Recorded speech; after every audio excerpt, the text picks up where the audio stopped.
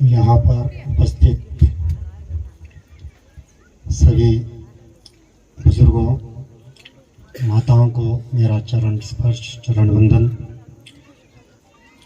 बहनों को और भाइयों को मेरा नमस्कार कि आप आज यहाँ पे उपस्थित हैं। सबसे पहले मैं देवराज वर्मा जी, राज पब्लिक स्कूल चेयरमैन संस्थापक, जार पंचायत प्रधान मीरा देवी जी, बरेडी पंचायत प्रधान भूमि वर्मा जी, बीडीसी सदस्य बहना आशा Thakur ji, deputy commandant SSB और उनकी टीम, पुलिस विभाग एसएचओ और उनकी टीम, बड़ा गांव पंचायत उप प्रधान Kishori Lal ji, Surendra Gupta ji, x chairman BD जी, कुमार सेन, मीडिया से आए सभी मेरे मित्र और प्रतियोगिता में उपस्थित सभी जज,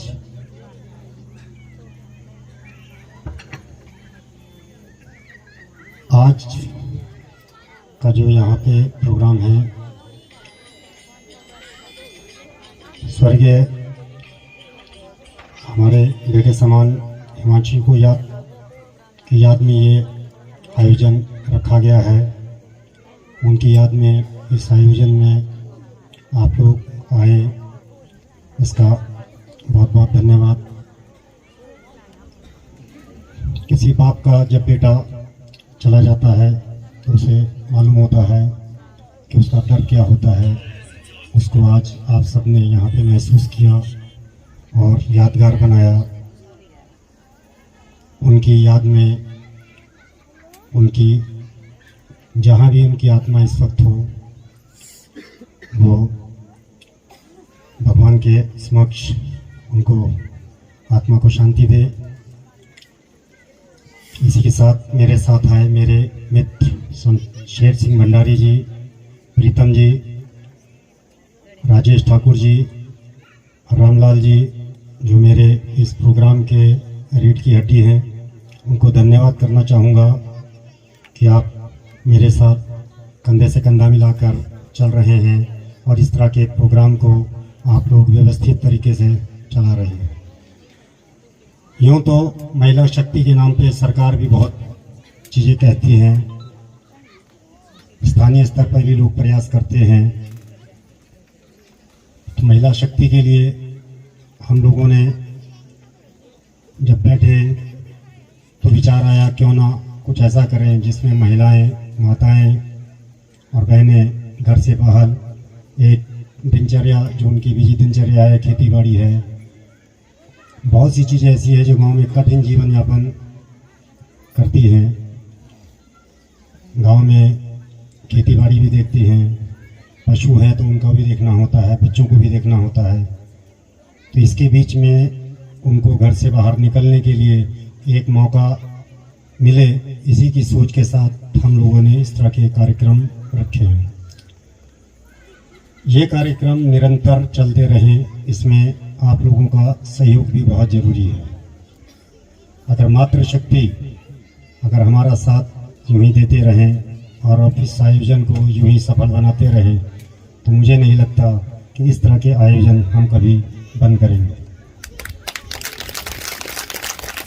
इस तरह के आयोजन के लिए बहुत सी चीज़ें दिमाग में रहती हैं।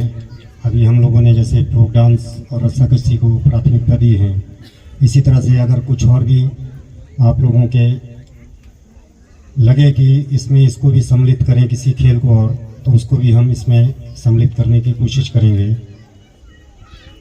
आगे हमारा विचार है कि अगले साल हर जिला पंचायत जो भी हमारे ठेवक विधानसभा क्षेत्र में पड़ती है, करीब 5 हैं, उसमें 2-2 कार्यक्रम रखे जाएं और उससे जो भी विनर हों उनका एक मेगा इवेंट हम लोग कहीं पे रखें, जिसमें उसका प्राइज़ 2,51,000, फर्स्ट रनर अप को और सेकंड 1 लाख रुपए रखें। इससे महिलाओं में उत्साह भी बढ़ेगा और महिलाएं घर से बाहर निकलने में और अपने को सक्षम पाएंगी।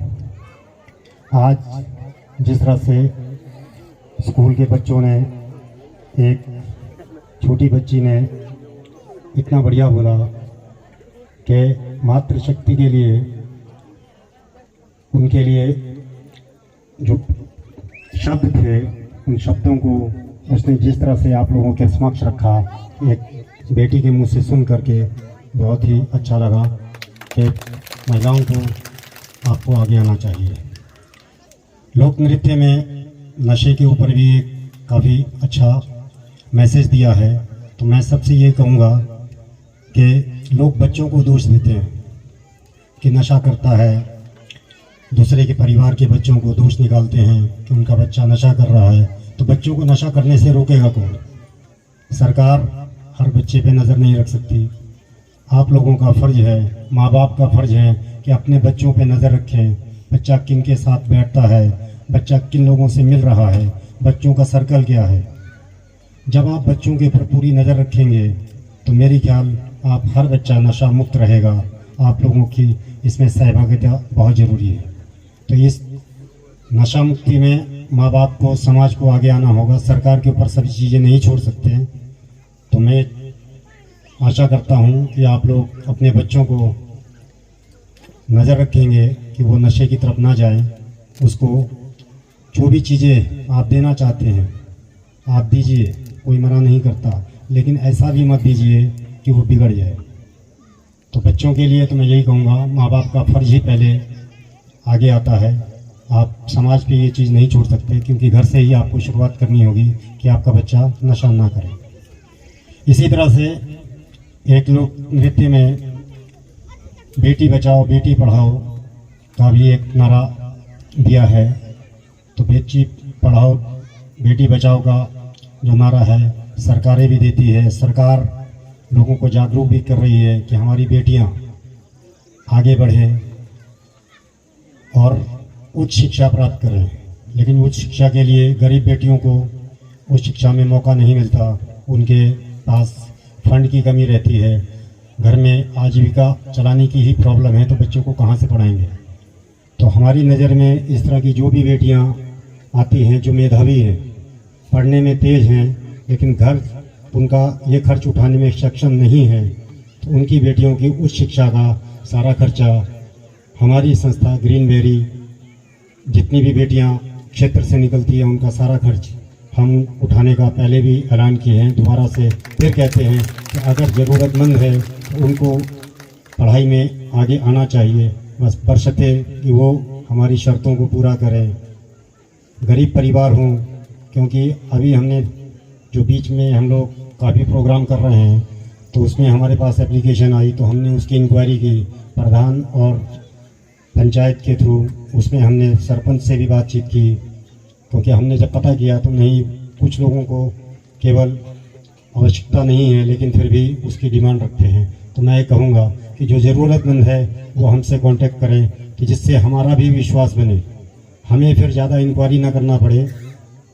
और जो परिवार वाकई में गरीब है और बेटी पढ़ना चाहती है, तो ये मेरा वादा है, जिस भी जहाँ भी वो पढ़ना चाहेगी, जिस भी उस शिक्षा के लिए उसको जाना होगा, उसका जो भी खर्चा है उसका हम बराबर उठाते रहेंगे। इसी तरह से गरीब बेटियां जो वाकई में गरीब है, उनका घर, फिर वही कहूँगा कि अपना घर का खर्च नहीं चला पाती, तो बच्चों की शादी, बेटियों की शादी वो कैसे करेंगे। तो उन बेटियों की शादी के लिए हमारी संस्था जो घर में शादी के टाइम वो खाना देना चाहते हैं, गांव के लोगों को कुछ सामान देना चाहते हैं, तो उसके लिए भी हमारा एक बजट है। उस बजट को अगर वो बेटियां गरीब घर से हैं तो उसको भी हम पूरी करेंगे। इसमें कोई गिनती नहीं है कि हमने 4 बेटियां या 5 बेटियां पकड़नी हैं। बेटियां कितनी भी हो, वो बेटियां हम अपनी बेटियां समझ करके उसको उनका शादी का खर्चा भी उठाएंगे।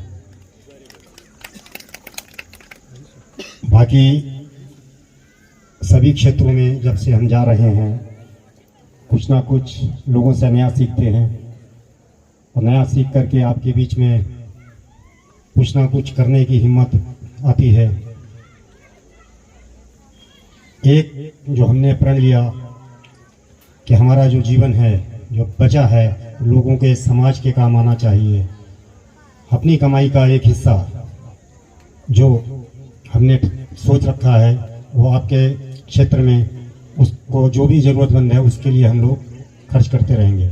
और मैं तो यही भी कहूँगा कि और भी सक्षम लोग अगर इस तरह से अपनी कमाई का कुछ हिस्सा खर्च करें, चाहे साल में एक ही प्रोग्राम इस तरह का करें, तो उनको आगे आना चाहिए इस तरह के प्रोग्राम के लिए, जिससे ये महिलाओं के लिए जो कार्यक्रम है ये यूं ही चलते रहें। एक आदमी शायद हर जगह प्रोग्राम नहीं कर सकता, लेकिन आपके बीच से अगर कोई और भी इस तरह से आगे आता है तो मेरे लिए शायद ये एक जो प्रयास है हमारे लिए एक सफल होगा। इसी के साथ मैं कहूँगा कि आप लोग मुझे अपना बेटा, अपना भाई समझ करके आशीर्वाद दें कि मैं इसी तरह से आप लोगों के बीच सेवा करता रहूं और यूं ही आपके बीच आता रहूं, आपके क्षेत्र में यूं ही सबसे मिलता रहूं और आपका प्यार मुझे यूं ही मिलता रहे। खासकर बुजुर्ग और माताओं से मैं चाहूँगा कि वो मुझे इतना आशीर्वाद दे कि मेरे कदम कभी पीछे ना हटे और मैं यूं ही आप लोगों के साथ आगे बढ़ता रहूं। धन्यवाद, नमस्कार।